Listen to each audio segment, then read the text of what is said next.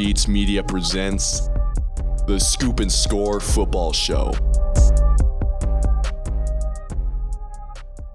What's good, y'all? Welcome back here to the Scoop and Score Football Show, brought to you by Ball N Beatz Media, episode 2, I think. If I might have bad math, I don't know. But regardless, that's why I'm not a math major, okay? There's a reason why I'm not a math major, Spencer. We had a good weekend of action in college football and NFL, of course. Very good games. Not that one. Same record. We both ended last weekend with the same record again, of course. 7-5 apiece. Still 10-game. We consistently are staying over 500. That's what matters. Hey, I had a week where I was under 500 for the season. It was pretty ugly, but let's just try and quickly get past what happened last week, and let's move into this week. Okay, we have the CFP rankings that came out last night. But, before we get into that, I have to honor a bet. Vanderbilt, Texas. Off air for people who don't know. We had a off-air bet for that Vandy, Texas game, and we have to cover that first. I don't know why we put a bet on that game, but it's because I put Texas in the original B&B poll last week, and I got clowned for it. You got clowned. You got clowned for. Look what happened. Now Texas is what, like 11th. 11. Texas is They're 11th. one spot away from being in the playoffs. They were just unranked a few weeks ago. It's crazy. So for that, Texas fans, I apologize. I wasn't familiar with your game. I still think in some ways you're frauds in certain ways, but that will still go out and prove itself. And for this, I say Texas fight, and it's goodbye to A&M. Texas fight, and we'll put over one more win. Texas fight. Give them hell. Go Horns, go. Anyway, I'm leaving it there. Yeah, orange, yeah, white, and all the rest. Horns down still, but Horns up today. Congrats, Arch Manning. You looked like a very, very good quarterback. Finally, it really first 2.5 quarters for sure. Vanderbilt, though, I give Vanderbilt a lot of credit. They came back and they fought hard. Vandy's still a very good team. Just felt like Texas maybe found themselves a little bit this week too, and they kind of needed to. It was really a put up or shut up kind of game for Texas, and they got an even bigger one this weekend that we'll cover too. Yep. That's going to be the one where they really have to put up or shut up. Because they play the Bulldogs. And that's going to be I'm really excited for that game.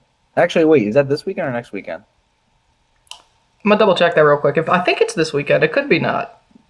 Because I think we have a different pick for the Georgia one in our picks. But yeah, because Georgia plays Mississippi State. So, yeah, it is next weekend. It's next weekend. Also, they get a bye week. They get a bye week heading into that. That's okay. But, yeah, Texas, that was a big win for them. They really needed that. They're going to need it for next week when they go to Georgia. They're going to need to win that game. Yes. I think that Texas, they still have a path to the playoff. Obviously, they're 11th. But I don't have confidence in them to go on the road to beat Georgia. No. I know they beat Vanderbilt. I think Vanderbilt's a fun story. I don't think that they're a great team. I think they're a good team. But they can still – the thing with Vanderbilt is they win out. If they win their last 3 games, and I'm pretty sure they're winnable games, they play Kentucky and they play Tennessee at the end of the year, and then they play someone else. I can't remember who. But if they win those last 3 games, they'll be in. Yeah. 100%. A 10-2 SEC team will be in. They won't make the SEC title game or anything like that, but they will be in the playoff. Texas is different. They have to beat Georgia. If they lose to Georgia, that's 3 losses, and they're starting. They're gonna go way down. They'll go to the 20s. Yes. And that'll be really hard for them to come back from that. But who knows? Vanderbilt, they had a nice little comeback at the end to make it close. But Texas kind of dominated the game for the longest time, for 3 quarters. Vandy kind of started on the first play. Game in the fourth. But yeah, Vandy kind of came back in the fourth, but at the end of the day, Texas won the game, and that's what matters. Yeah. So, looking at the rankings this week's first CFP rankings came out last night. We're recording this Wednesday. This episode's out Friday. There's two big takeaways for me. One is that there is a legitimate possibility for a 3-loss SEC team to make the playoff. I think that is not out of the question because you have Texas at 11 and Oklahoma at 12. For me, it's a lot more possible for Texas. Because look at their schedule. Say Texas goes on the road and beats Georgia, right? They still got to play A&M at the end of the year. But they still have to play A&M. Say if they win one of those games, I think there's a legit argument for them to throw Texas in there at the end. It just depends on how everything else falls. 13 is Utah, and that's actually my second point. The Big 12, because of the way they are, and I talked about this in the preseason, but I never went out there and actually said it on the show because I kind of was hesitant to say so, but me and you both had this conversation. The Big 12 was going to be a multi-bid league this season, and it's playing 100%. Out that way. So, that's what I'm taking away from it is the committee is high on the Big 12. They're low on the ACC, and that a 3-loss SEC team could legitimately, depending on how it falls, can make the playoff. Yeah, no, I agree. I think that I don't see for Texas. I don't see them winning one of those games. I still don't think Texas is great. I just think that they're a solid overall football team. At Georgia never loses to anyone not named Alabama. Yes. And Texas A&M, it is at Austin. That'll be a really, really. There's a lot of really good rivalry games coming up. I mean, Georgia Tech, Texas A&M, Ohio State, Michigan, obviously.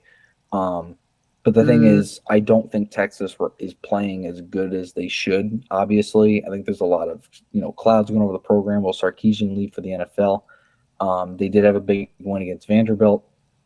Credit to Vanderbilt. They're not the best team in the SEC. Georgia is one of the best teams in the SEC. Texas A&M right now is the best team in the SEC rankings-wise.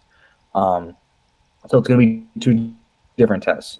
My main takeaway that I took away from the rankings last night was they are looking a lot at the eye test of these teams and not necessarily only the what have they done in terms of what is their strength of schedule. Obviously, I was really interested to see the top 3 teams, in my opinion, because, you got a mosh posh of like the top 10. You kind of knew who it was going to be. There wasn't really any major surprises. The only one I would say is Iowa at 20. Iowa at 20 was a big surprise, and that's cool for them.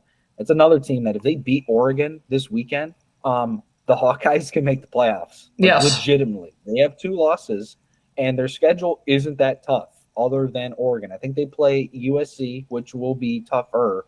Yeah. But, I've been higher on to make the playoffs. Yeah, I've been higher on Iowa than you have, and I kind of said I feel like Iowa should be ranked in the AP top 25. I didn't know about 20, but I felt like 23, 24, at least peaking in there. Yeah. They weren't even in the top 25. But for them to be all the way at 20 and ahead of Michigan and ahead of Washington kind of shocked me too. But I feel like it was deserved because of what they've done. If you take into consideration, right, the committee has changed certain things. I agree with you that they're looking a lot at eye test when it comes to certain teams, but I also feel like they're looking at that strength of schedule, but more so the quality losses. Look at Indiana's best game. They're the toughest opponent Indiana has faced all season. Who's number 2? I think because of how that game went, that kind of elevated them. That elevated them up to number 20. Iowa had shots to win that game. I mean, they only lost by 5. Playing in Kinnick is really, really hard. It is really hard to win. It doesn't matter if Iowa's good or bad. For some reason, that stadium brings out the worst in teams. I've seen it with Ohio State. But speaking of them, they are the number 1 team in the country, and that was one of the things I was looking for. Would they put A&M there? Would they put Indiana at number 1? They put Ohio State at number 1. I know Ohio State doesn't have this amazing schedule. But, what else can you do? In the preseason, they were playing against the 1 and number 2 preseason teams in the country. They played Texas at home and they played Penn State at home.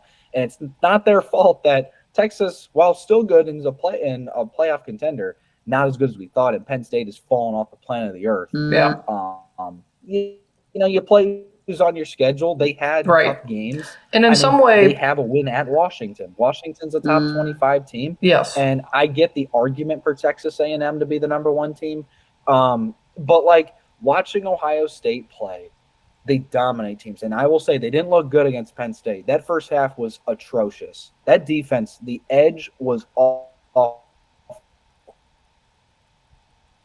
Singleton was running towards the corner. He was getting the edge. The defensive line needs to step up big time, and especially on the edges. Yes. I thought in the second half they played great. I don't have any questions about the offense other than the running game. I still don't think the running game is that good. I think it's solid, but I think that they need to just stick with Bo Jackson and stop throwing 4 freaking running backs out there. I agree. Which one fits? It's game 8. I think it's game 8. Is it just me? Stick with the guy. Is it just me, Spencer, who thinks Isaiah West should be the running back too? And then Donaldson be running back 3, and Donaldson specifically in the red zone? Donaldson. Yeah, I don't like Donaldson. He's supposed to be this power back that they've been talking about, but he's not a power back. He can't get he goes right up the middle, maybe gets a yard or 2. He doesn't hit the hole. He doesn't have great vision of the field. He's fine, but he's not great. Bo Jackson should be your starter. Even then, I think Bo Jackson is spurts to where he's pretty good and spurts to where he's bad. He's a freshman. It's going to happen. Isaiah West, why not? But they need to just stick with one guy and let it go, because I'm tired of this 4 running back rotation where they're just circling in guys to see maybe one of them splits. James Peoples is still getting touches, but he's kind of getting more isolated out because it just hasn't worked out for him this year. They got to get something with him, hopefully at some point, maybe next year. Julian Sayin is outstanding. Julian Sayin has been everything Buckeye fans wanted this year. He is just been as accurate a quarterback as they come, and man, he can throw football really freaking fast. He has zip on every football he throws, and it's awesome to watch him develop. He is right now, so should be in New York. He's currently the Heisman favorite in betting odds. Yeah, and maybe it comes down to that Big Ten title game. If him and Mendoza meet in Indianapolis, that will be a fun football game to watch. And you already know my feelings how I want to play Indiana really bad. I'm tired of all this stuff that it's going on with the Hoosiers. Yes. They need to know their place. They're getting a little too high for their. Getting a little high on their supply. See, here's the thing, though, Spencer. There's a lot of Hoosiers fans who I've talked to who think that they are much better than Ohio State. I didn't say barely better. Yeah. I said much better. And see, I ran into a Hoosier fan last night, actually. I ran into a Hoosier fan last night, but he was a very, very nice Hoosier fan because he was more of a fan of all Indiana colleges kind of thing. Like, we cheer when our people in our state are doing good, and he's like, it's just great to see it. We have never seen this with Indiana. It just feels so nice. And it was a very cool exchange. I thought he was one of the coolest dudes. I don't want you to get a little too over your head about this, because Ohio State still has to slay a dragon at the end of this month. And the realist situation is they still have a legitimate shot. I keep saying if. Granted, they didn't play good. To pick Michigan to beat Ohio State. They didn't play good against Purdue. They did not play against Purdue. They've got Justice Haynes out for a couple weeks. He might not even be back for the Ohio State game. It's a big question mark moving forward. It doesn't matter with Michigan. Logan, it doesn't matter. Davis Warren went into Ohio Stadium last year and beat us. Davis Warren. That should have been on the names of John O'Corns, of the Michigan quarterbacks that we make fun of because of how hilariously bad they were. He won. And he doesn't have to pay for a drink in Ann Arbor ever again because he had one game where he beat the Buckeyes. And I'm not going to pick Ohio State. Even if Ohio State was the 85 Bears, I don't care. They see that yellow M, they see the maize and blue, and their balls just shrivel up.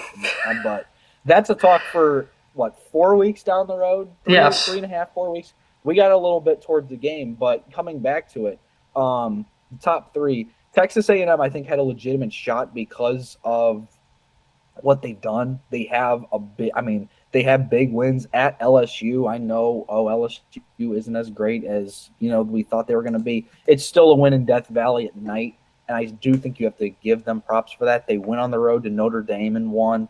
But at the end of the day, I think, should mean something too. Who just think is the best team, and I do think it is Ohio State currently. The committee has obviously a really good case for that as well. Indiana is just going out and body bagging teams, but they might have the best win of the season too, going to Oregon and beating Oregon at Autzen as well. I mean, Texas A&M and Indiana both have probably the two best wins on their resumes. Alabama at Georgia. That's true. Alabama's win at Georgia is better than Oregon.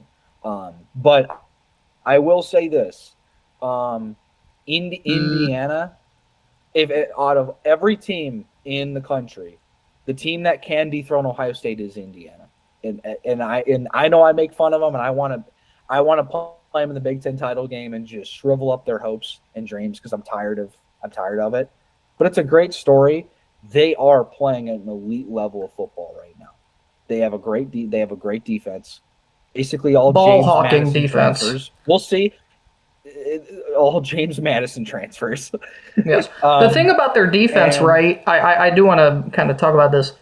The thing about them is, it's almost they don't look as physically dominant as they actually are. One, but two, they are ball hawks. They will go straight for the ball. They're trying to force turnovers every single play. They go for punches, and it works. What they did against Maryland was like body bagging them. And Maryland in the next couple years appears like they could be like one of those mid-tier Big Ten teams to maybe have one of those slight jumps with Malik Washington moving forward. Maybe not with Loxley, but they do have the hype of Zion Lee, a 5-star defensive end coming in. Malik Washington looks like a solid quarterback who could be maybe a future portal guy. I'm not saying he's going to transfer from there, but he appears to be a very, very good college quarterback moving forward. Indiana just went in there and just body bagged them. They did. And they did. I mean, that's what they've been doing to teams. They body bagged UCLA after UCLA was on a 3-game winning streak, kind of gaining some momentum, and they just beat the living hell out of them. Yeah. And the one I'm going to give Indiana a ton of credit, as much as I shit on them, because they do deserve it. Because they've gone out and they've won games. They haven't had. Their closest call was against Iowa, but that was earlier on in the year, and now they're just going out. They're playing elite level. Fernando Mendoza's playing at a great level. They're getting a really good run game going. They look like a complete football team. They do, and they are Ohio. They are the biggest threat to OSU, 100%. Yeah. Out of all the teams, they are the biggest threat because they are playing right there at the same, almost about at the same level as Ohio State right now. But if Ohio State wants to stay the number one team, they need to play a hell of a lot better than they did in that first half against Penn State. Yes. That was inexcusable. That was absolutely inexcusable to play like that against Grunkenmeyer, against that team that is just defeated. You gave them some life. And I never had a thought OSU was going to lose the game. Like, even when it was 17-14 half, I'm like, there's absolutely no way they lose this game. And they didn't. But they got to play a hell of a lot better. They need to stop with these first halves where they mess around.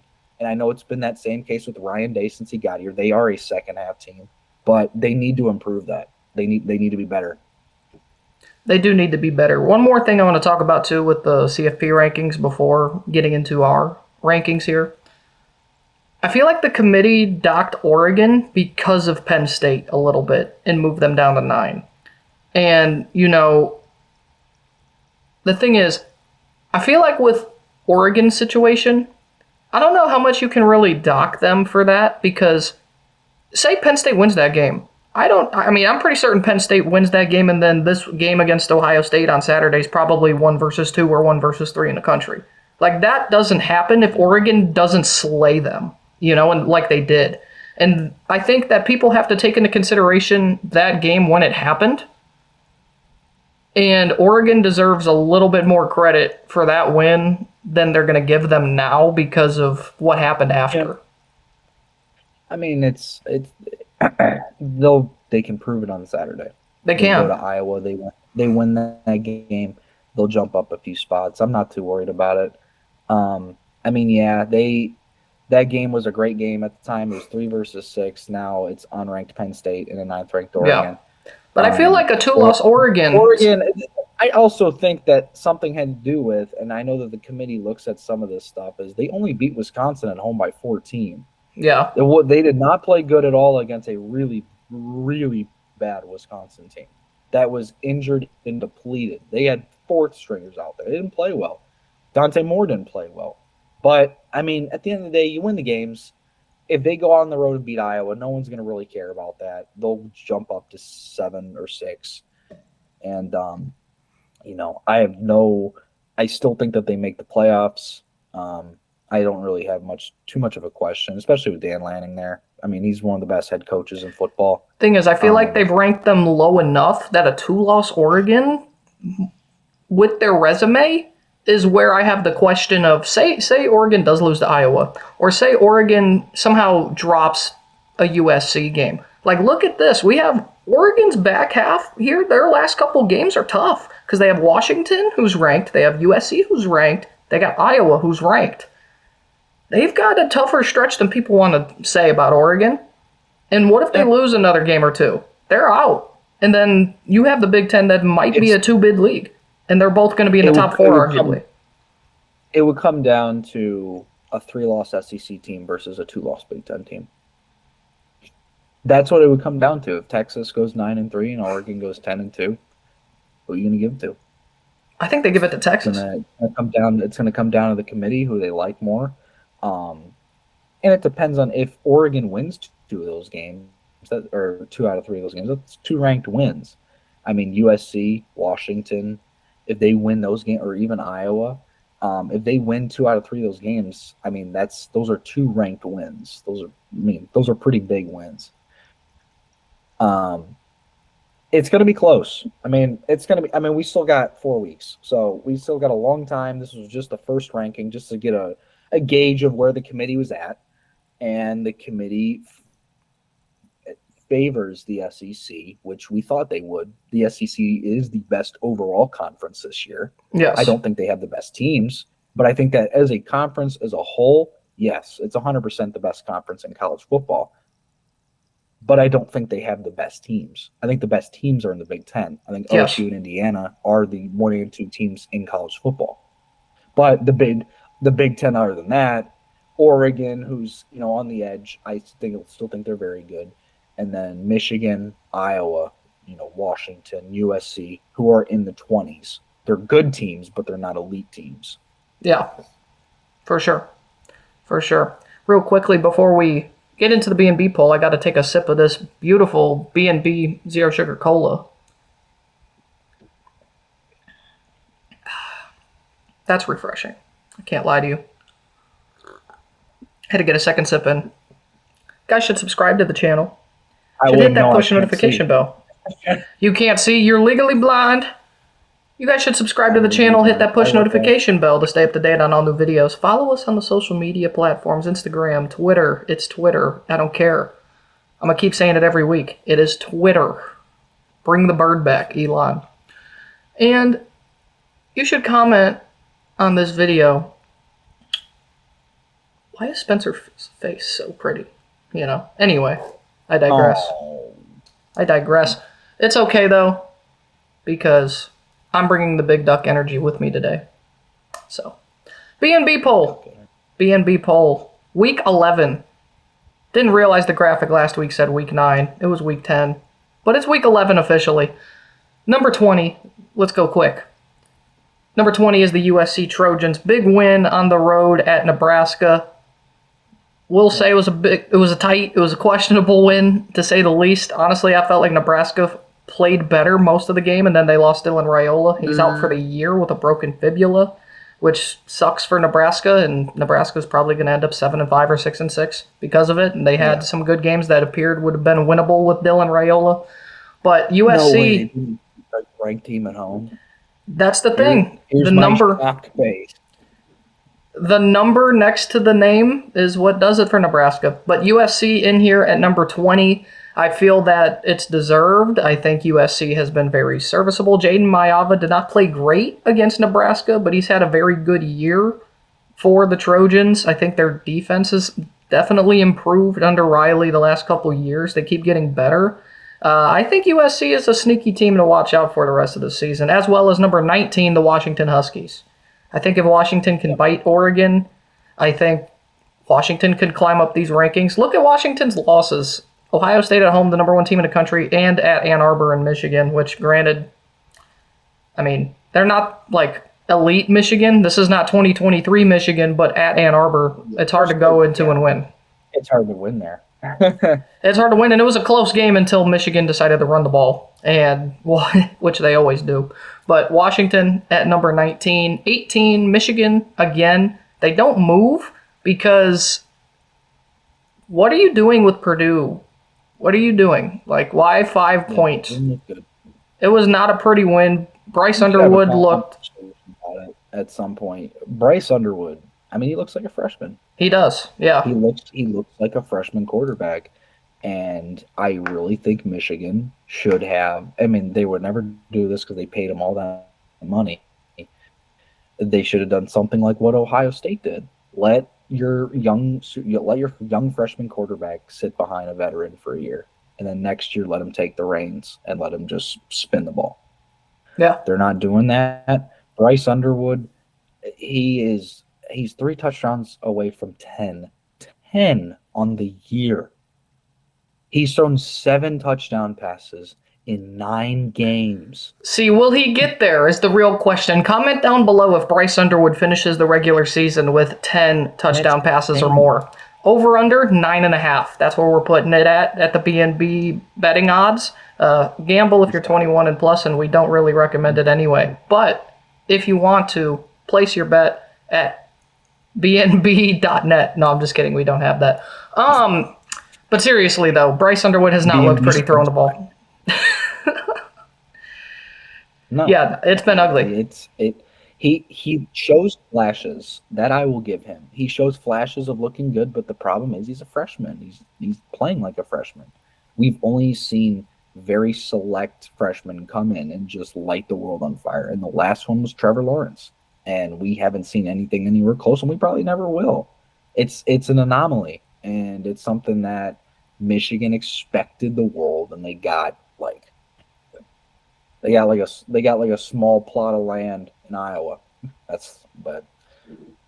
With no corn, either. He had to grow the corn fresh. The thing is Michigan's playbook. They don't let him throw the ball deep. They don't let him, spin it. They just run, pass, screen pass, run. They just run the ball. Now they don't have Justice Haynes, but they have Jordan Marshall. So we'll see. Who's still quality. He ran 160 yards against Purdue. He's still a good running back out of Cincinnati. Very talented kid who could easily be the running back 1 if he was anywhere else in the country. Michigan is still very serviceable. They're still good. They still have they control their own destiny. Michigan wins out, they could still play for the Big Ten title. Oregon wins out, they still could. It just depends. There's a lot of different things in the Big Ten Conference here that need to play out. Of course, it feels like it's set in stone, but the problem is the last couple years, it's proven that it hasn't been really set in stone. So we'll have to see here how the rest of this last month of the regular season unfolds. 17, your beloved Georgia Tech Yellow Jackets. I think it's fair to dock them and put them this low because of their out-of-conference schedule was weak, and who they have played in conference, it always hasn't been great, but they've been there and they've won. This past week, they did lose to NC State, the Wolfpack, who's honestly much better than they've been given credit. It's a bad loss, though. It's a bad loss for Georgia Tech. Bad loss. But they still have everything in front of them. They still have everything in front of them. If they win out, if they have, I think, 2 ACC games left, and if they win both of those, they make the ACC title game. They can lock it in and still possibly make the playoff. They finish off with Georgia at Mercedes-Benz Superdome, or at the stadium, not the Superdome. That's in New Orleans. They play in Atlanta, but not at Bobby Dodd. They play at Mercedes-Benz. That'll be a fun game to watch. But they let me down. That was a tough loss to the Wolfpack, but we march on. Still a path to the playoffs. And still a possibility that our beloved Tex Probably. could somehow face off for the national title. I think that they have to win out. I think that they have to win out. I think they have to beat Georgia. Because I think if they lose to Georgia but make the ACC title game, well, actually, Well, I mean, if they win, if they win the ACC, they can still make it. Yeah, you could still afford another loss. You see, we got to get an episode where you and I are both repping our Techs proudly. You need some Georgia Tech gear, and I need some Texas Tech gear. And we just need to create the annual BNB Bowl, which is a rivalry game between the two. And we need to combine the Big 12 ACC challenge of college football, I think, needs to happen. Am I right? That will never happen unless it's in the playoffs. I don't care. An annual Big 12 ACC challenge. Come on, conferences. Let us know. The BNB poll is asking. Like the Big 10 and the SEC. Yes. Kind of like how they do in college basketball. Yes. I'll quickly move on here. 16, Oklahoma. I think Oklahoma deserves to be in the top 15 to top 20 range. I think that their win at Tennessee is really good. Granted, I do think Tennessee definitely frauds because you look at their schedule, who they've won compared to who they've lost and everything, but the environment brings it up a notch. And Oklahoma, I think John Mateer has been fun to watch. I don't care what people say about Oklahoma. Their defense here and there's kind of gotten burnt from time to time. Mateer is fun. He's not always great. He's fun. And I think Oklahoma is a sneaky fun team to watch the rest of the season. Yeah, they play at Tuscaloosa. Loss. But we will see. They are not winning that game, please. We will see. We will see for sure. Number 15, the Utah Utes. What a bounce back from that Texas Tech loss. They have been playing great football. Very, very good football. Yep. They look fun. Yeah. This offensive line is mammoths across that offensive line. Devon Dampier is playing fairly solid. This defense is good too. I think Utah is they could be the second bid in the Big 12 to make the playoff if everything unfolds properly. 14, got Vanderbilt. Yes, they lost, but I feel like they shouldn't beat Doc too hard. I mean, they lost to Texas at Texas. Texas, granted, it's not number one team in the country, Texas. Texas is still good. Vandy's still good. Yeah, it wasn't pretty early, but they fought back and almost had a chance to get an onside kick to try and go tie or win the game. They were inches away from that possibility. So I think Vandy's still very good. I think they still deserve to be ranked fairly high in the top 15. And then 13, your beloved Texas Longhorns, who deserve a shot. And, maybe it's just for a week. It's just for a week. In the poll this week? Or do we need to... They're okay. They're okay to be in the poll this week. I think that the season will take care of itself anyway if they're not supposed to be. But they're in it this week.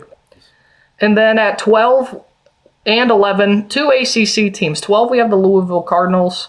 I think as well... I think the season will take care of itself with both of these teams necessarily, but I think this week they deserve to be up this high. Louisville is going to be without their starting running back, Isaac Brown, probably for the rest of the regular season. They've really relied on that running game. Big question marks for them moving forward. And then Virginia at 11. Hey, they got a lot in front of them, man. I think they've been a top 3 surprise of college football this year.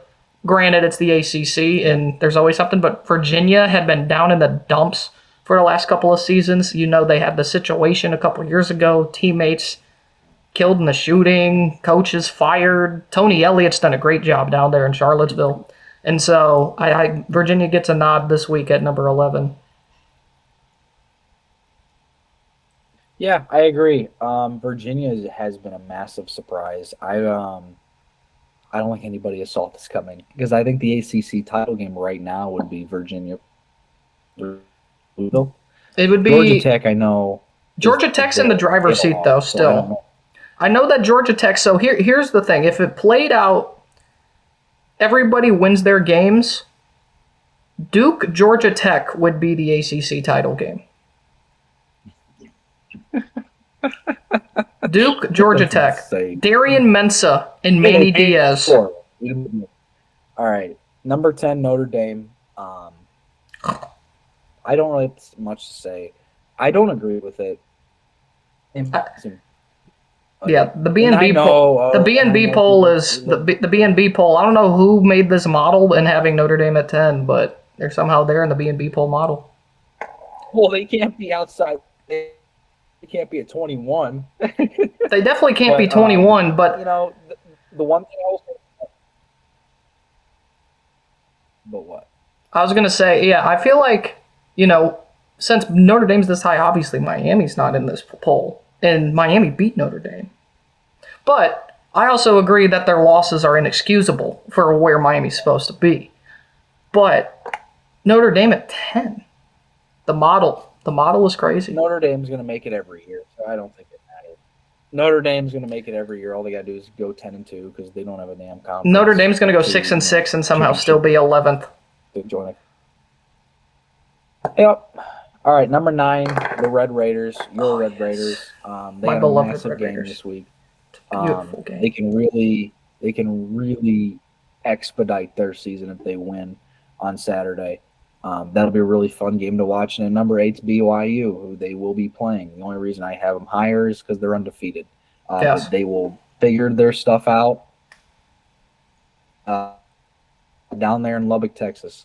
And that's going to be a very fun game to watch. I'm excited for that. Fun fact, this is Texas Tech's first time being in the rankings of a college football playoff poll in the last decade. That's beautiful. That is beautiful. And Vanderbilt are one of 5 teams that weren't. The other ones are Maryland, Rutgers, and Cal. Those 3 teams still haven't been ranked in a poll of college football. It's crazy. The That is official crazy. rank. But Texas Tech and Vanderbilt both got it in the same year, same time. As they should be. High too, As they should be. Yeah, BYU, not much to say. They look really good. Bear But they're gonna Bachmeier. have a big test. Bear Bachmeier for Heisman, honestly. This is where I'm going to find out if BYU is. They are legit. The thing is, this They is win always this week. around the time if we really find out about BYU, because I feel like every year, I feel like they're like one of the last They're teams the Miami undefeated. of the West Coast. They They're are. They're the Miami of Provo, Utah. Yes. They do this. They have a really good team, and then they fizzle out. But I still think even if they lose this game to Texas Tech, I think they would probably end up playing them again, depending on the situation. If they Tech win out has their last few well. The games. thing is, Tech, because of their loss to Arizona State, a lot of different tiebreakers. This game matters for Tech a lot more because if they lose, they kind of shut the door on them making the Big 12 championship. Yeah, they're done. Even with Arizona State losing Sam Levitt, they still beat Iowa State at Iowa. Jeff Sims running for 228 yards on the ground. See, That's how you win with Jeff Sims. Just have him only run the ball. Don't pass the ball at all with Jeff Sims. That's how it's done. Number 7, Oregon. We kind of talked about Oregon earlier. We both think that they're a good team. We just need to see it this weekend against Iowa. Number 6, Ole Miss. I really like this Ole Miss team. I really like Trinidad Chambliss. They're a fun team to watch. They got a great offense. Their defense is shaky, but they're going to make the playoff. Pretty sure they're a lock as long as nothing insane happens these past few weeks. They have a pretty easy schedule to finish out the year. Unless something unforeseen, they will be a lock for the top, I would say 8. They might, depending on how things work out, they're going to make it no matter what. Number 5, Georgia, kind of the same thing. Bulldogs are playing really well right now. They barely beat Florida, but Florida they could have won by more, but Gunnar Stockton chose for a 24-20 win instead of running it in the end zone. Florida they always have a tough time with Florida. And now that Florida fired Billy Napier, it kind of lets loose the offense and all that stuff. But you won the game. Who cares? Number 4, Alabama. Don't really need to say much there. Texas A&M at 3. Again, don't really have much to say there. And then the top 2 teams in the country, Indiana and Ohio State. I will say Indiana and Ohio State's gap that I thought was theirs closing. Indiana is just right there with Ohio State, in my opinion. I think Ohio State's better. but the way Indiana's playing right now, it can't go unnoticed. They are showing up, taking your lunch money, smacking your face, punching your family, and then taking all your money and taking all your belongings in your house, and then lighting your house on fire and leaving. Just when you just showing up, they're showing up, right, and just humiliating. And teams. just when you thought Fernando Mendoza was balling, you have Alberto Mendoza coming in and running for 45, 50 yards on your head top I didn't two. even realize his brother played there. I'm like, what? They could throw out both of them on the thing. Is every other play just rotate them in. I don't think it matters. The Mendoza brothers are just gonna dog walk on everybody because Google both of them. They win, okay? Just like their coach. Moving on, our weekly picks this weekend, college football picks. And we have to start with the game of the weekend, okay? See, I asked Spencer, I said, Spencer, throw in a curveball. Throw in an absolute beautiful Cy Young Award pitch for one of our games to pick this weekend. Well, he's totally done that. We have D, not 1, not 2, but D3 action in the Conference of New England, the University of New England Nor'easters going down, I should say, from Biddeford, Maine, down to Massachusetts to take on the Curry College Colonels. What a game. What a game. I'm actually very intrigued because both of these teams are having two of their best seasons ever in program history. University of New England, the Nor'easters, if you will. The Nor'easters, New England, all of that. It's their best season in program history. They've never got 7 wins. Both teams are 7-1 coming into this game, Spencer. Who do you like? They play in the Conference of New England. I'm going with the Nor'easters. Let's keep it riding. It's a cool story. I know absolutely nothing about either of these teams. You said pull out one random one. I saw, okay, they're both 7-1. That looks cool. We're going to go with the road team from Maine. We're going to go, and their name, the Nor'easters, is awesome. That is unique. The logo is even better. Awesome. It's literally a cloud with a lightning bolt. You love it. I'm also going with the Nor'easters. Coach Mike Lichten having his best year as their coach. He's been their coach in their 8-year program history, the only one they've had. They've stayed loyal to him throughout it all. They are 7-1, most wins ever in a season. I think they're going to continue it as well. Give me the Nor'easters over the Colonels. No shade to anyone out there who's watching from Curry College. You might win this game, but their offense has actually been lighting it up for the Nor'easters. See what I did there? Moving on, next game, American action, 2 teams who could still fight to be the Group of 5 team. Actually, one of them right now would be. Tulane at Memphis. Memphis, 5.5-point favorites for this game. What you got? I'm going to go with Memphis. Memphis right now is in line to make the college football playoff. They were the team that showed up on the broadcast. They were the 12th ranked team. Not ranked. I think they're, I don't know. They're probably 26th or 27th, technically. They're probably outside looking in. But out of all of them. Yeah. I don't think there's no ranked Group of 5 teams. There is not. That's nuts. There is not currently. That'll change. That will change. But, yes, I'm going to go with Memphis. They're at home. They're favorites 5 by 5.5. Tulane is good, but Memphis right now has a lot more to play for, and I think that's going to spark them. I agree. I feel like North Texas should be the team. They almost made the B&B poll, by the way. Yeah. The model almost had them in the B&B poll this week, but they weren't. But keep an eye for the Mean Green and the Tigers again moving forward. And maybe Tulane. Who knows, depending on this weekend. Yeah. I agree with you. I think Memphis at home is going to get it done. I think their offense is going to light up Tulane's defense, and that's really the question. Tulane's defense has not been great. They're coming off a loss at the Alamo Dome, giving up 48 points to a UTSA team, albeit pretty good. Not the UTSA of old with Frank Harris at quarterback. And disrespect the road runners. No disrespect. Jeff Traylor is going to be a head coach somewhere at a major power program at some point. The Roadrunners head coach, one of the better coaches in the Group of 5. There's no question about it. But I like Memphis. I like Memphis in this game as well. Moving on, sneaky game, I think, in Starkville, Mississippi. Georgia at Mississippi State. Georgia 7.5-point favorites. Georgia, kind of like Ohio State, they're kind of toting that line of we don't need to score an awful lot. We don't need to be great. They're like right being now. content. They They're like being, we'll do just enough to win, make it look good, but we're not going to go crazy. Yes.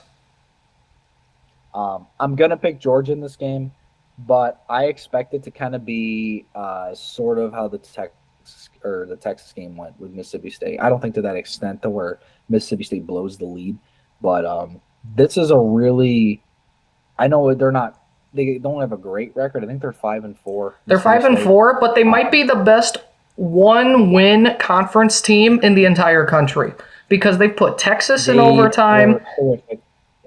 They put Tennessee in overtime. They lost. They got blown out by Toledo at home last year, which is ridiculous. Which was hilarious, and it was awesome as a Rockets fan. But at the same time, Mississippi State was in the gutter, and they picked themselves up this year. Blake Shapen has been playing really well, but I do think Georgia wins this game. I think it will be close, though. I expect. I would take Mississippi State plus 7.5. I think it will be a 7-point game. I'm actually going to be a little bit bolder than you. I think this game actually will go into overtime. I do expect Mississippi State to play probably their best ball in this game at home. And I'm going to throw it out there. Low confidence. I think they could legitimately win this. But I'm picking Georgia as well. I expect Mississippi State to cover as well. You can't not trust Georgia. But Mississippi State deserves more credit. They are basically 2 overtimes going their way from being 7-2 and probably a top 15 team in the country, legitimately. Yeah. So Mississippi State, tip of the cap to you. I mean, I'm hopeful you guys make a bowl game this year. You're 1 win away. You got to play Ole Miss still in the Egg Bowl to end the season. I think you get 1 win somewhere, but it won't be this weekend. Next game, another SEC matchup, going up to Lake Como, if you will. I heard that. Shout out Solid Verbal and the Ty Rubenstein and those boys over there. Called it Como. Columbia, Missouri. As the Texas A&M Aggies, 3rd-ranked team, 6.5-point favorite on the road, taking on the 22-ranked Missouri Tigers, with Matt Zollers at quarterback, not Bo Prabula. And for me, that changes it all. I told you last week I will be an avid Texas A&M fan. As second, obviously to Ohio State for the rest of the season. So gig 'em. I'm going A&M as well. I expect A&M to cover as well with the 6.5-point spread. I think A&M's going to win this pretty big. Different without Prabula. It is definitely a completely different game. I think A&M's been so fun to watch. Marcel Reed, Himothy. He's been balling. He has been balling. I'm happy for A&M fans. I am too. It seems like it's finally working. It's finally working down there. Going to Kinnick Stadium, Iowa City, Iowa. Number 9, Oregon, 6.5-point favorites on the road, taking on the Iowa Hawkeyes, 20th ranked. Spencer, what you got? See, this is the toughest game for me to pick, including the NFL, because I know how Iowa is at Kinnick. They are a completely different animal at home than they are on the road. I know that stadium's going to be popping. I know that they are going to be going nuts. And they have a good defense. And for our friend Asa, who I did see yesterday at my job, I'm going to pick the Hawkeyes to upset the Ducks. I'm going to pick Iowa at home. That will be my upset of the week. And that will expedite Iowa season. And Mark Gronowski, who really doesn't. My beloved Mark Gronowski. I need some ass stat line. I need Mark Gronowski. I need a Mark Gronowski signed jersey. Mark, if you're listening, Iowa Athletic Department, if you're listening, I need a signed Mark Gronowski jersey hung up in my rafters of my beautiful house. I agree. This is my upset of the week. I think Iowa wins this game. I think they win this game off special teams. I think they win this game off defense. They only give up 132 yards passing. per game. They don't give up a lot of running yards per game. Like 20-17. It's going to be like a 15-13 final. It's going to be a pristine final. But I think Iowa wins this. I do. I think Oregon has yet to play in an atmosphere. I mean, I shouldn't say that. They played at Penn State. I think they'll be shocked by Iowa. Yeah. I think they'll be shocked by the environment Iowa does bring. And I do have the questions about Oregon. Yes, I mentioned that I don't feel like you can necessarily dock the Penn State win because of how Penn State is. But I have the questions because outside of that game, Northwestern's their best win. And Northwestern's actually been surprising. Northwestern's 6-2, by the way. I don't think a lot of people are looking like they're 6-2, Northwestern. It's like, huh? Hold up.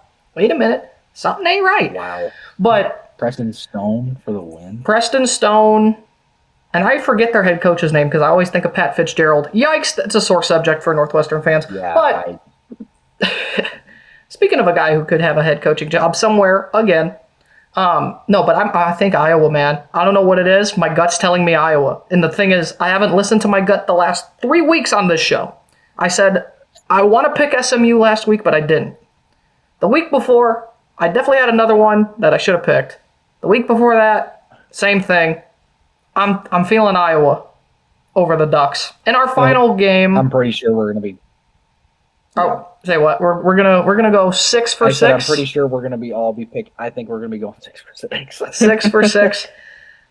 BYU number 7 at number 8. Texas Tech in Lubbock, Texas. 10.5 point spread.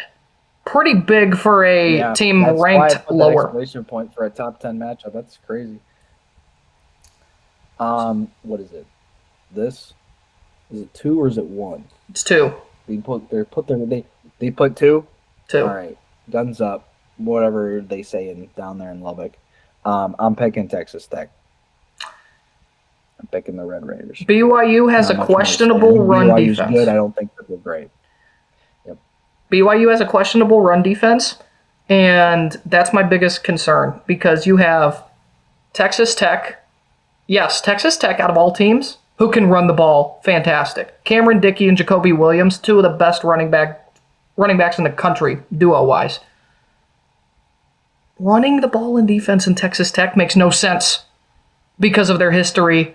Mike Leach, air raid offense, Patrick Mahomes, Cliff Kingsbury. It just doesn't make any sense, but Texas Tech is a run in defense team. It's crazy.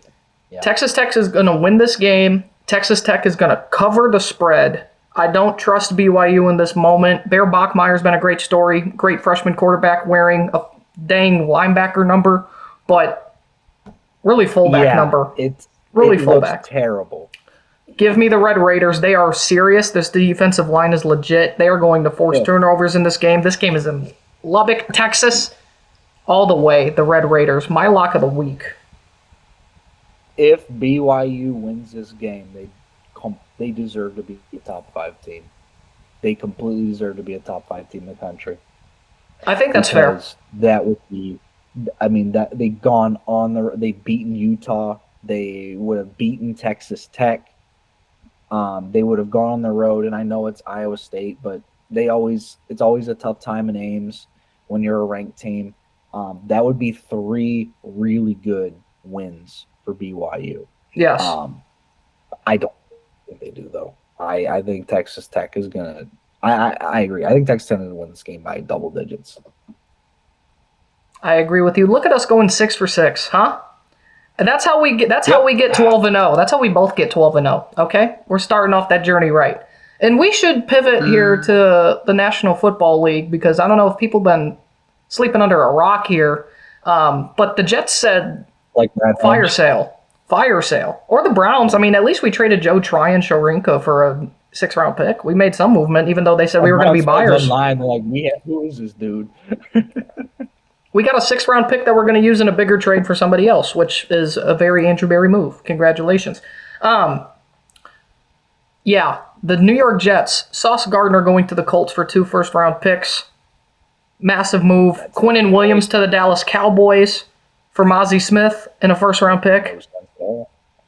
Makes no sense for Dallas because I think they need an edge, not a D tackle. But now they have Kenny Clark and Quinnen Williams, which is nasty. Don't get me wrong. The run, you ain't sacking nobody. You're not sacking nobody, and you're damn sure not stopping anyone passing on your awful cornerback play. Yeah, they have no secondary. Their secondary is one of the worst. It's crazy how they paid their secondary. It's crazy how they paid their secondary guys, and their secondary is awful, and Trayvon Diggs and Deron Bland. The problem is with Dallas, if they don't get interceptions, they give up touchdowns. That's what they do. They got ball-hawking corners. They traded for a guy that was on the worst defense, or he couldn't even play on the worst defense in football, and brought him to Dallas and Logan Wilson.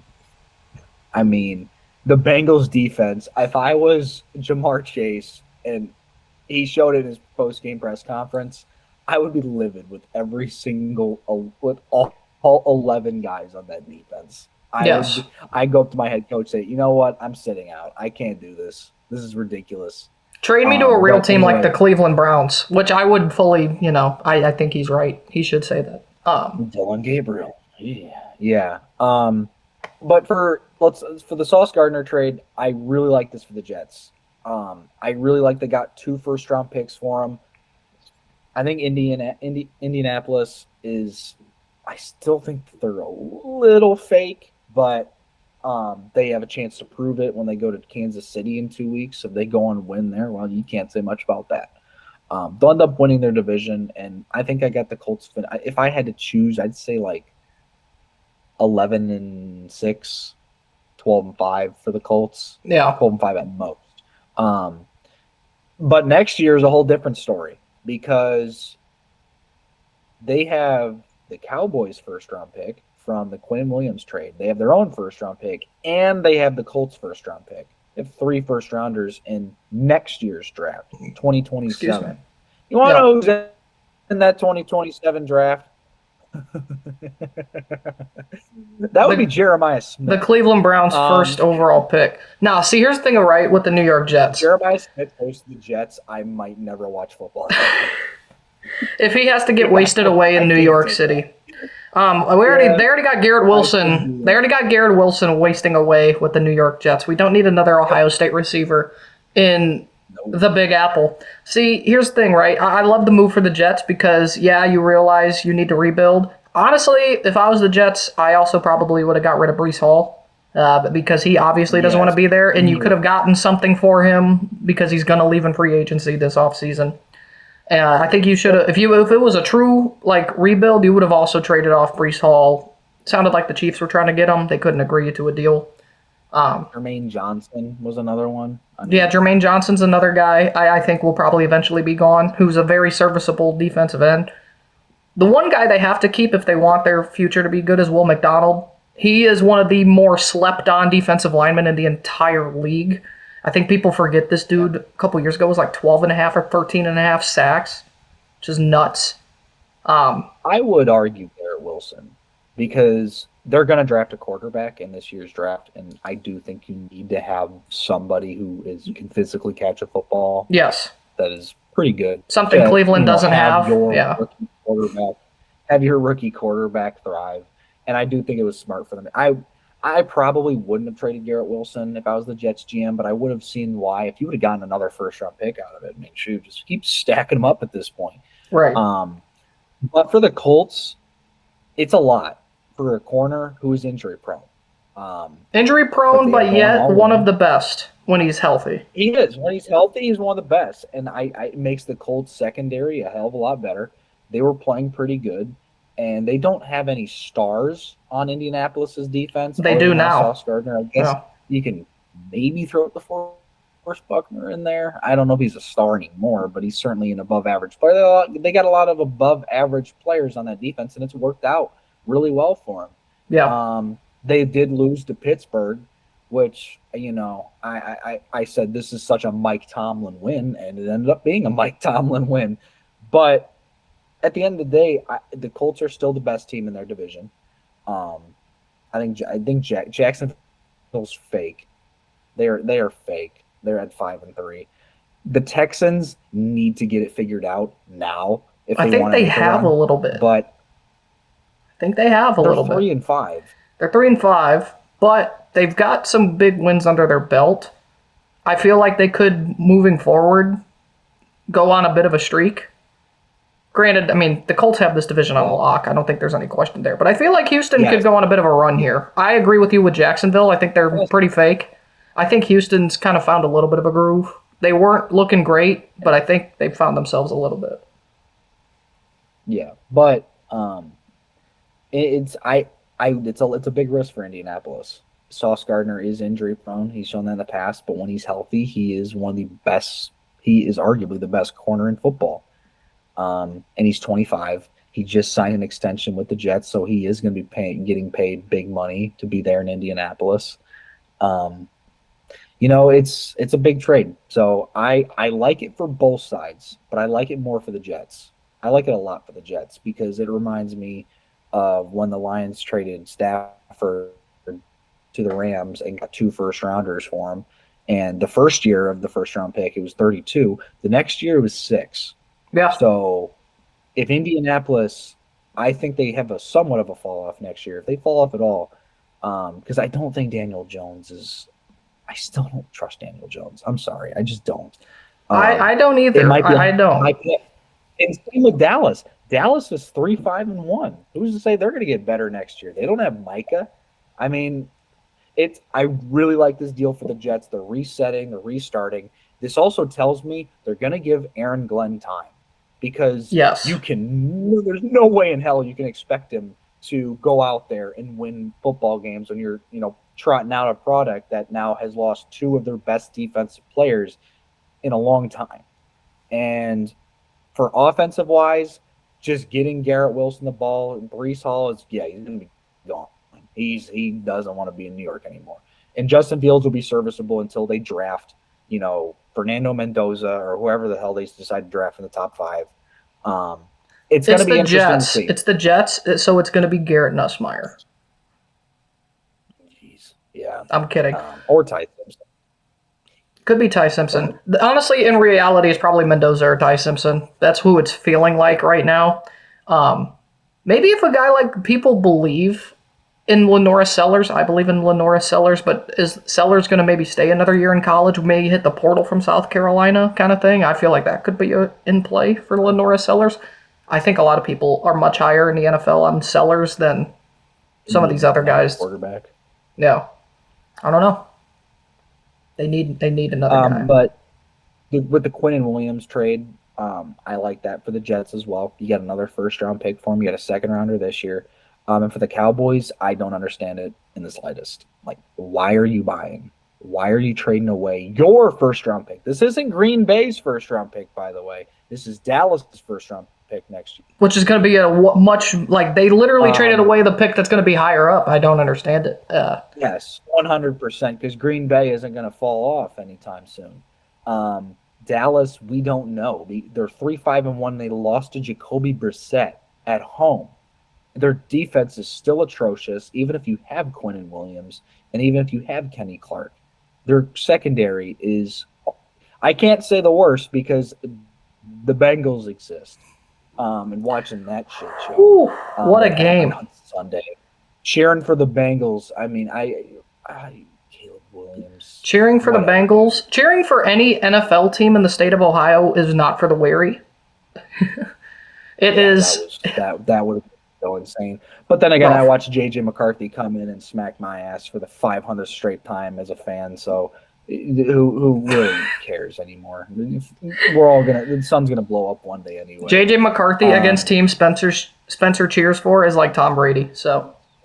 And I'm gonna go on a small rant. Like everyone's like, "Oh my God, J.J. McCarthy went in and he had a fantastic game. He was slinging the ball. He was doing all this." No, he was not. He did have some good throws, but he also had some really, really bad throws where he missed wide open guys, where he was behind guys, where he looked bad. Now, it was his first game back in 6 weeks or something like that, 5 or 6 weeks. He was serviceable. The reason they won that game is because of their defense, and they're not talking about that. They're talking about JJ. Brian Flores had a really good plan for the Lions O-line, which was awful. It was awful on Sunday. I'm not going to go into a massive thing about it, but they looked horrific. That offense was not good and needs to clean it up for this Commanders game. If they go out there, and God help me, if we lose to Marcus Mariota, I'm going to come on here and I'm going to say a lot of things I probably shouldn't about some of these coaches. Not on the defense. I don't have any problem with the defense. They gave up 27 points, but the first quarter they gave up 14. They didn't look good. They really cleaned it up in the second half. It's not the defense. It's this damn offense that's really making me mad because John Morton needs to get it figured out. And this offensive line, especially on the interior, we're losing Christian Mahogany for a few weeks. They better figure it out. But going back to the Quinnen Williams trade, I like Quinnen Williams as a player. I really do. He's a great run stopper. He's one of the best in the league. But I really think there was other teams that could have used him. And I do think that if you're Quinnen Williams, are you really like happy? Are you like, yeah, I guess? Yeah. But, no, I agree. I mean, Dallas they don't need another run stopper. I mean, they got Kenny Clark, who's one of the better ones. Granted, he's old, but you get a younger Kenny Clark, really, is what you get with Quinnen Williams. I mean, he's going to be a solid foundational piece for their future on that defense. The problem is, where's the edge? Where's the pressure coming from? Nobody. It's coming from who? I mean, do we expect I'm blanking on his name right now. Demarion Overshone? Do we expect Demarion Overshone to be like the greatest guy ever? Serviceable, solid guy last year, had the injury, and he hasn't been the same since he's came back this season. I don't understand what Dallas's plan is. I mean, Jerry Jones talking about, he finally acknowledged his age. He's like, I gotta speed this up. Like, I've got to get it before I'm gone, kind of thing. He mentioned that this week with the trade for Quinnen Williams. I'm like, so why'd you trade Micah? I don't think anybody's ever going to get the answer to that, Logan, and I don't think everybody's ever going to understand Jerry Jones, not even Cowboys fans. No. Let's get to the picks. So, yes. The first game, this is the Sunday night game. I guess I just had it in a weird order this time. The Pittsburgh Steelers head to SoFi to play the Chargers. The Chargers are favored by 2.5. The Chargers lost Joe Alt for the year. It's unfortunate. They traded for Trevor Penning from New Orleans, who's a serviceable guard/tackle. Yep. Two teams in similar situations. I'm gonna go with the Chargers, but barely. Steelers coming off a big win. They normally lose the next one. I gotta get the Mike Tomlin timeline down. He just won a big game at home. Now he's going on the road to a good team. I'm gonna say he loses this one because then you're 5-4. You're still on track to go 9-8. So I'll go with the Chargers. You see, I have a conundrum here because you're right. You know what I mean? You are right. But I look at who they've beaten this season. So they've lost to Seattle. Seattle's panning out to be one of the best teams in the NFC. They did beat New England before New England was New England. And then they beat Minnesota, bye week, Cleveland back-to-back. But they lost to the Bengals and the Packers, which the Bengals are awful. And yes. That defense. They lost to the Pack. They beat the Colts. 6 turnovers they forced defensively, which finally showed up. They were the 30th ranked defense coming into this game and forced 6 turnovers. Yeah. It's an expensive defense, too. The thing is, right, you bring in Trevor Penning in 1 week. You don't have Slater, which you haven't had all season. Joe Alt's out for the year. That's my question. Are the Steelers' defense going to feast on Justin Herbert? That's my biggest question in this game. I'm high on the Chargers. I like the Chargers a lot. I have my doubts on how this offensive line is going to look this week for the Chargers. And the fact that this crowd's going to be 80% Steeler fans anyway. It's going to be like a home game for Pittsburgh. Yes. I think I'm going to go Pittsburgh in this game. I think we're going to disagree. I like the Chargers, but I'm going Pittsburgh on the road. I like what I've seen last week against the Colts. The problem is I know picking them means it's going to be an automatic win for the Chargers because I'm finally swaying on a team that I thought was going to lose the week prior. So congratulations on this win, Spencer, but I'm going Pittsburgh. Next game, really good game. The New England Patriots head to Tampa to play the Buccaneers. The Buccaneers are favored by 2.5. The Patriots have been a really, really insane story this year. They are 7-2. They're 7-2. 7-2. Look at their schedule. Vrabel in his first year. Look who they've played, the quality of opponents outside of Bills isn't great. Outside of the Bills. Tampa Bay, to me, is playing at an elite level right now. They're getting Bucky Irving back, supposedly. Hopefully, I need him on my fantasy team. And I trust Baker Mayfield a lot right now. He didn't have a great game against New Orleans, but I think this Tampa Bay team is going to be. I think they're going to win the division. But I have a lot of faith in them, especially at home. And I think New England's due for a loss. So give me the Bucs. I agree with you. I do think the Patriots story. I originally debated on picking the Patriots in this game to keep that mojo going. It feels like this is something that can continue for the Patriots and really. A 6-game winning streak. It's nuts. They beat. Look at outside that Bills game on the road, quality win, massive win. Carolina, New Orleans, Tennessee, Cleveland, Atlanta by 1 point. They beat Atlanta by 1. They are due for a loss. And I agree. I think the Bucs are much higher quality than anybody else they've played outside of Buffalo, of course. And it's at Tampa Bay. Granted, they did beat Buffalo at home too, on the road in Orchard Park. I think Tampa Bay is maybe better than Buffalo. I don't know. We'll see. But give me the Bucs at home.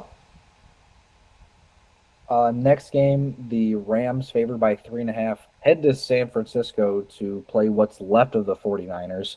The 49ers are 6-3 with all the injuries that they've had. It's kind of crazy to think about. Which means obviously the 49ers are going to win, right? No, I'm saying. Listen, this would be because we both picked the Rams to beat the Niners on what was it, the Thursday night game a month ago? Yeah. And the Niners ended up going in and winning for no reason at all with Mac Jones. But Matthew Stafford leads the league in touchdown passes. He's playing an elite level. Puka Nacua should play this week. MVP. They have an unbelievable offense with Kyron, with Devontae, with Puka. They have their offense is insane, and their defense is very, very good as well. Top 10 defense in the league. I agree. Yeah. I'm gonna pick the Rams. If the Niners win this game, nothing makes sense at all. The Niners have nothing left. Yeah. They have Christian McCaffrey, and then that's it. Ricky Pearsall plays week to week. You never know. He might be in this week and out next week. See, I've been that guy on the Rams. I said preseason they were going to make the Super Bowl. I will throw this out there. They're up there. Their wins aren't against the greatest teams. Like, they beat Houston, they beat Tennessee, they beat Indy. Great win, to be honest. They beat the Ravens, who hasn't been this year's Ravens. They beat the Jags. It's like, okay. They've beaten the Saints. Whoop-de-doo. That's my issue. They should have beat the Eagles. Yes, I agree. They should have beat the Eagles. They lost to the Eagles, 49ers.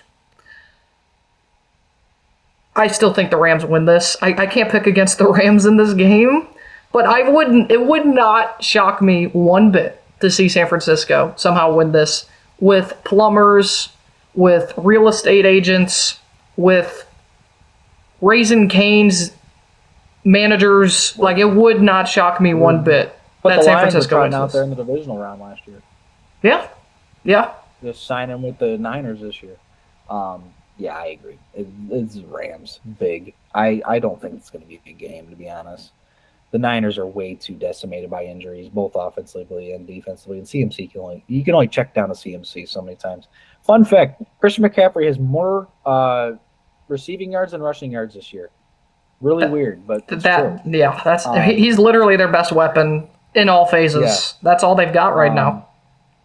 Next game, this is a really, really, really, really good Monday night game. Probably maybe the best Monday night game of the year. Oh yeah. The Eagles head to Green Bay to play the Packers. The Packers are favored by 2.5. The Packers make absolutely no sense at all. They had no business losing to the Carolina Panthers.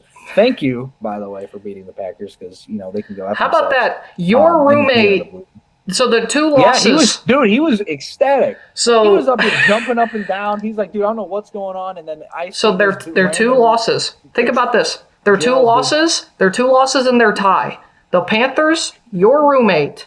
The Browns, me, and the Cowboys tie my dad. Yep. Ain't it pinnacle? Yep.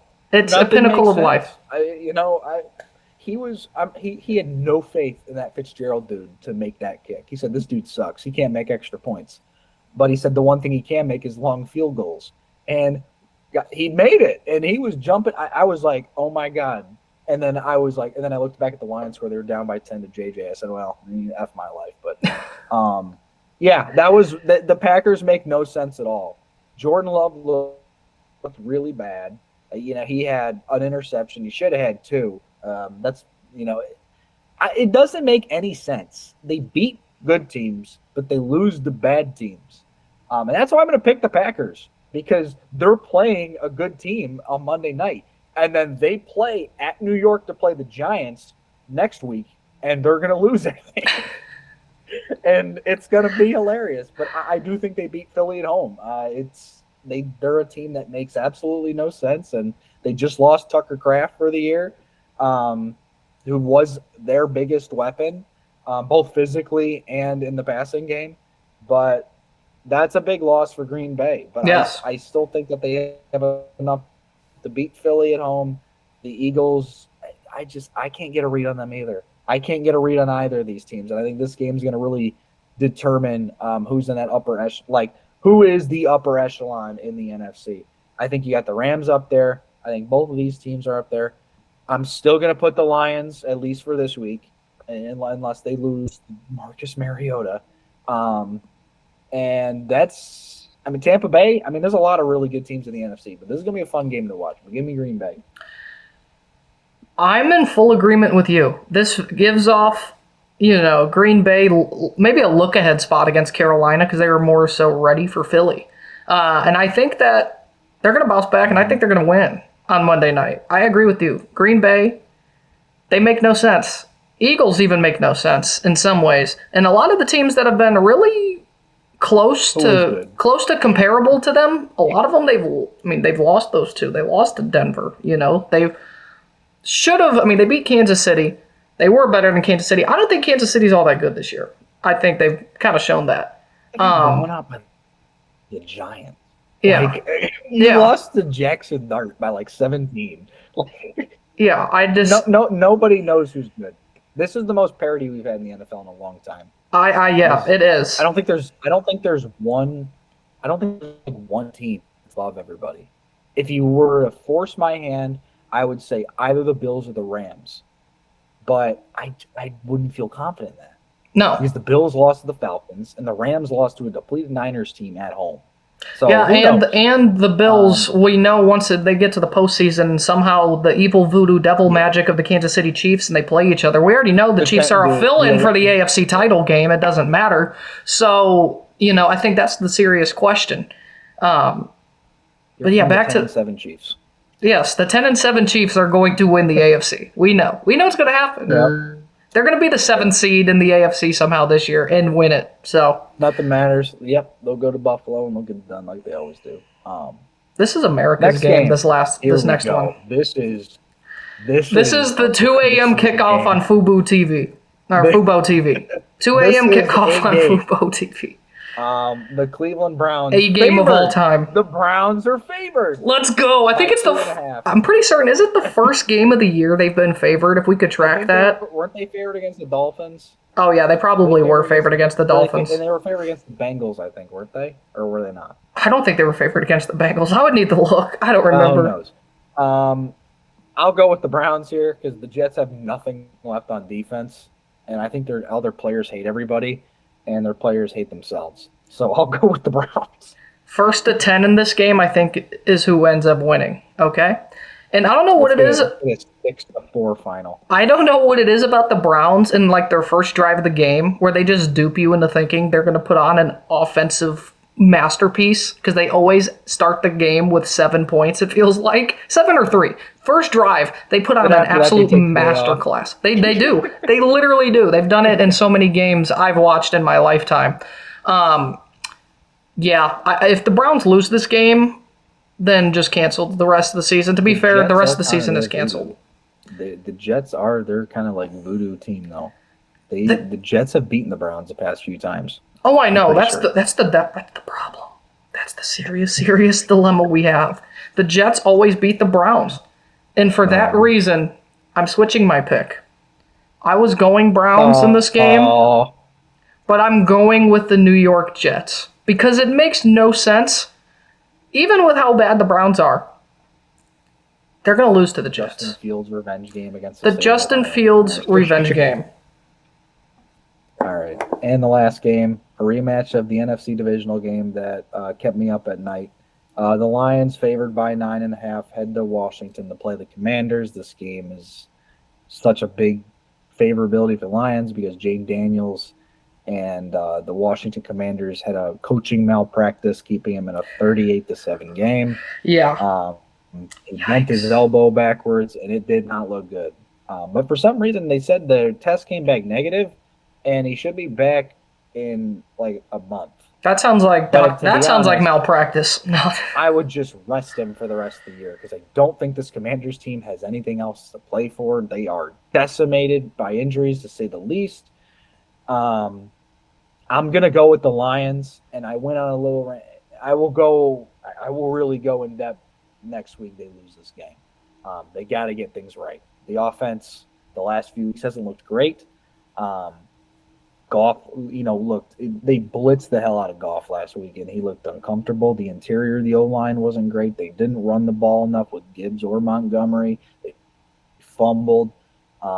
Defense played fine. Played really good in the second half. Yeah. But they better play better this game, or there's going to be a lot of question marks, especially since the Lions stayed pat at the deadline, didn't do anything. They should get Miles Frazier back from the PUP list, a guy that they drafted, a center from West Virginia. They're going to still be getting players back like Malcolm Rodriguez and, Marcus Davenport until he tears his other ACL in his next snap when he gets back on the field. They'll get, Josh Pascal back, Kirby Joseph. They're going to get guys back, which is good, but they got to play better, especially that offense. I have more concerns with the offense right now than the defense, which is something I think I would never say. But they're still a really good team, so I'll pick them to beat Washington. Yeah, Detroit should win this game. Washington is completely decimated, just like San Francisco. I mean, with Jaden Daniels, they really don't have any more hope for the rest of the season.